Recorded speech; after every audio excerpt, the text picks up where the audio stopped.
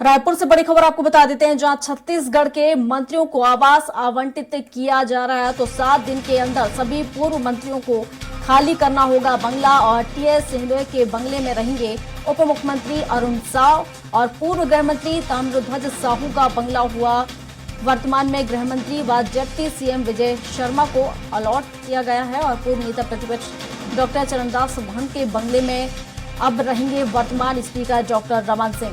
तो एकमात्र ऐसे नेता जो सत्ता परिवर्तन के बाद भी अपने पुराने बंगले में ही रहेंगे। शिक्षा मंत्री ब्रजमोहन अग्रवाल पूर्व नगरीय प्रशासन मंत्री के बंगले में अब रहेंगे स्वास्थ्य मंत्री श्याम बिहारी जायसवाल। तो अब मंत्रिमंडल का गठन हो चुका है, विभागों का बंटवारा हो चुका है और अब अलॉट किया जाएगा बंगला। और इस पर विस्तार से जानकारी के साथ दिलीप साहू हमारे साथ लगातार बने हुए हैं, तो दिलीप से ही जान लेते हैं। दिलीप, छत्तीसगढ़ के मंत्रियों के बंटवारे के बाद, यानी मंत्रियों का जो विभागों का बंटवारा हुआ है, अब उसके बाद बंगला अलॉट किया जा रहा है, 7 दिनों का टाइम दिया गया है बंगला खाली करने को लेकर, क्या कुछ ज्यादा जानकारी?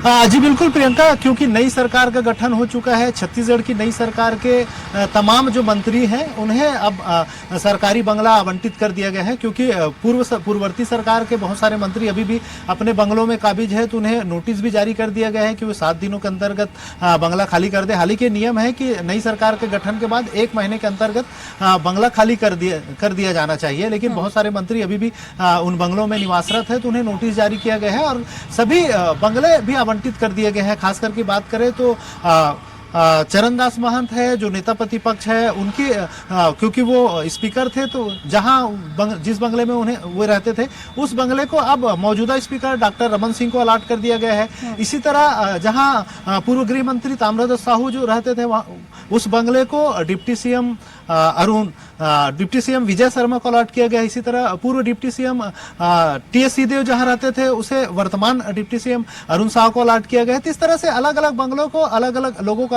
मंत्रियों को अलॉट कर दिया गया है। और वही बात करें पूर्व सीएम भूपेश बघेल ने भी अपने एक बंगले की मांग की थी और उन्होंने जो वर्तमान में जहां पर मंत्री जयसिंह अग्रवाल रह रहे थे उस बंगले में वो रहना चाह रहे थे, लेकिन उन्हें वो बंगले आवंटित नहीं किया गया, बल्कि उन्हें सीएम हाउस के सामने एक जो खाली बंगला है उसको सिविल लाइन के पास उस बंगले को अलॉट किया गया। तो इस तरह से अलग अलग लोगों को बंगले अलॉट कर दिए गए। वहीं नेता प्रतिपक्ष डॉक्टर चरणदास महंत को भी जहां पर मंत्री अमरजीत भगत रहते थे उस बंगले को अलॉट किया गया है। हालांकि वे जहां भी निवासरत है उसी बंगले को चाह रहे थे कि उन्हीं के नाम पर अलॉट किया जाना चाहिए, लेकिन ऐसा नहीं किया गया। उनकी मांग के अनुरूप उन्हें बंगला नहीं दिया गया, लेकिन बाकी मंत्रियों को उनके मांग के अनुरूप, उनके मनपसंद के अनुरूप बंगले अलॉट किए गए हैं।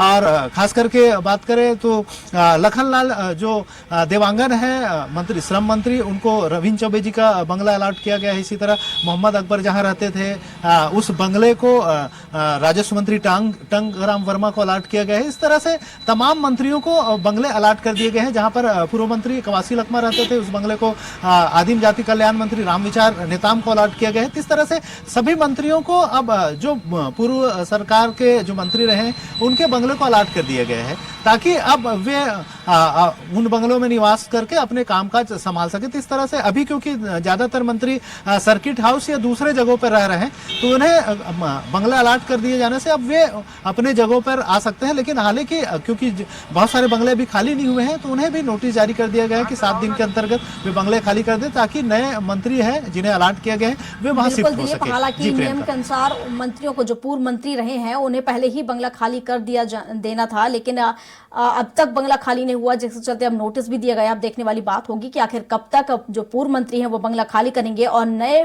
मंत्रियों को वो बंगला मिलेगा। फिलहाल शुक्रिया आपका तमाम जानकारियों के लिए।